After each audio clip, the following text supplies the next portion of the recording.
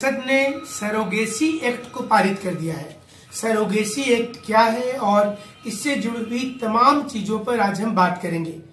कई व्यूअर ने कहा था कि ये किस किस देश में लागू है, इससे भारत में किसको फायदा होगा, क्या प्रसिद्ध स्टार शाहरुख खान जैसे लोगों ने भी इस एक्ट के तहत किराए पर कोख लेकर के क्या बच्चे को जन्म दिया है।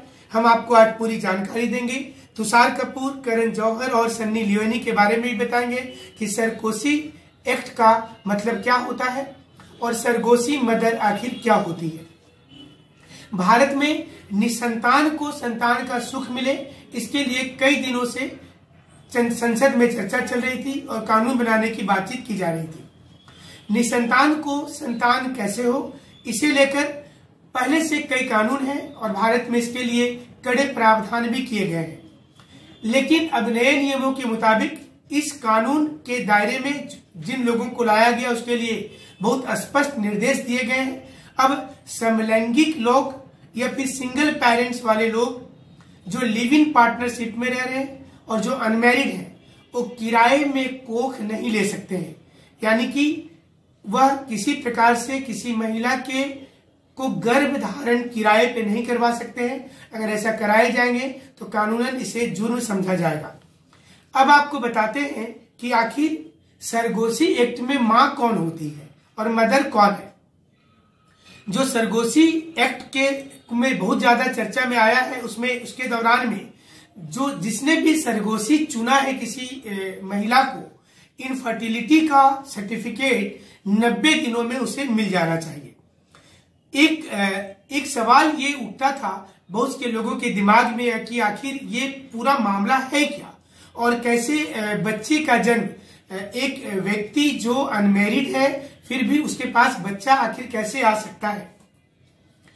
यह एक महिला और एक दंपति का मतलब वाइफ और हस्बैंड, मतलब एक साइड में एक वाइफ हस्बैंड होंगे और दूसरी साइड एक महिला होगी।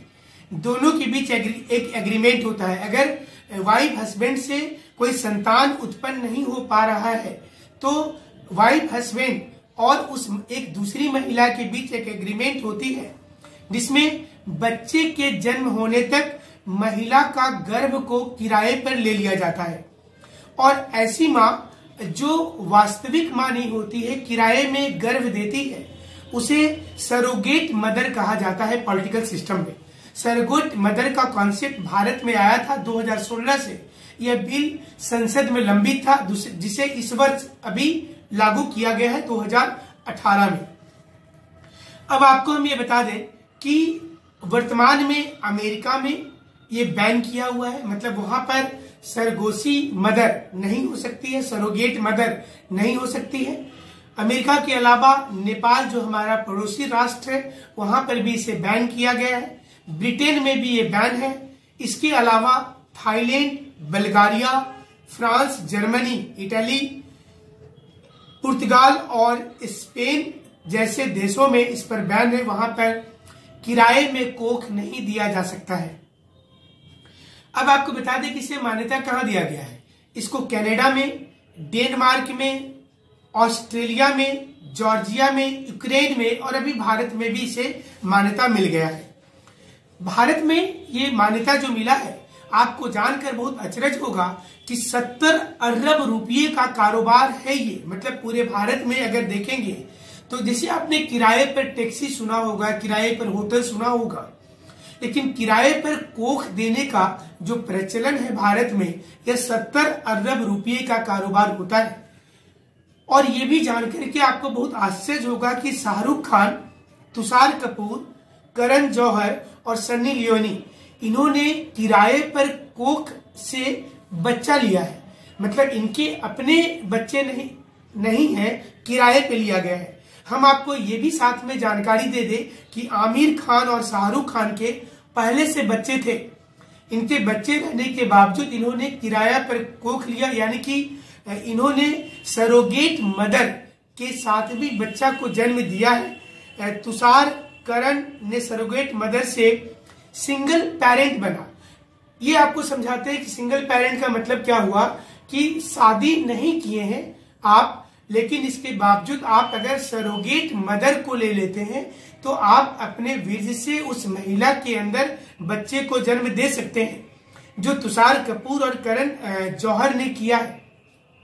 हालांकि भारत में इस पर समय समय पर कानूनी प्रावधान भी दिया जाता है कि अगर किसी न किसी रूप में सरोगेट मदर का एक्सप्लॉयटेशन होता है तो उस कंडीशन में जुर्माने का भी प्रावधान किया गया है।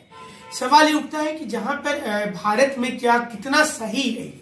हालांकि एक प्रकार से देखेंगे तो जो निसंतान है, जिन्हें डॉक्टर ने कह दिया है कि उनके बच्चे अब नहीं हो सकते हैं, उनके लिए तो ये बेहतर होता है, लेकिन ये धीरे धीरे एक बिजनेस बन जाता है। जैसे आप ब्लड में भी देखते होंगे, ब्लड डोनेशन तो अच्छी चीज होती है, लेकिन इसमें जब बिजनेस शुरू हो जाती है तो इसे रोकना सरकार के लिए बड़ी चुनौती होगी।